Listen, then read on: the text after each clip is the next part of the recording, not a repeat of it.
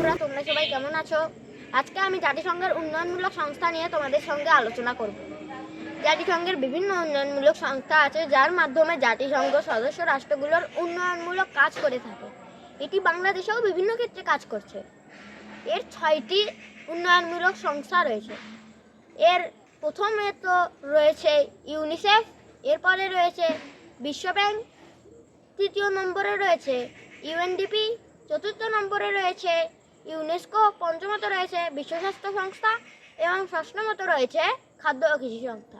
আমি প্রথমে বলবো ইউনিসেফ নিয়ে। ইউনিসেফের পুরো নাম জাতিসংঘ আন্তর্জাতিক শিশু তহবিল।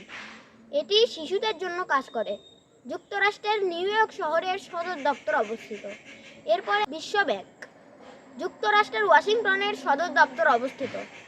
এটি সদস্য রাষ্ট্রগুলোর উন্নয়নে সাহায্য দিয়ে থাকে। ইউএনডিপি, এটি সদস্য দেশগুলোর উন্নয়নে কাজ করে থাকে এবং এটি জাতিসংঘের কাজগুলোর সমন্বয় সাধন। ইউনেস্কোর উদ্যোগে আমাদের 21শে ফেব্রুয়ারি আন্তর্জাতিক মাতৃভাষা দিবস এবং বঙ্গবন্ধুর 7ই মার্চের ভাষণ ঐতিহাসিক হেরিটেজ হিসেবে মর্যাদা পেয়েছে। বিশ্ব স্বাস্থ্য সংস্থা বিশ্বের 6টি অঞ্চলের কার্যক্রম পরিচালনা করে।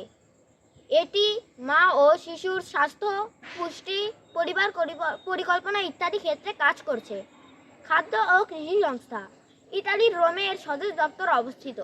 এটি সারা বিশ্বের খাদ্য সংকট মোকাবেলা এবং সারা বিশ্বের লোকজনের স্বাস্থ্য ও পুষ্টি উন্নয়নে কাজ করে থাকে। বন্ধুরা, এই হলো জাতিসংঘের উন্নয়নমূলক 6টি সংস্থা। আমি আরও কোনো টপিক নিয়ে তোমাদের সঙ্গে পরবর্তীতে শেয়ার করব। লাইক এবং সাবস্ক্রাইব করুন, আরেকটি কমেন্ট করে যান। ধন্যবাদ।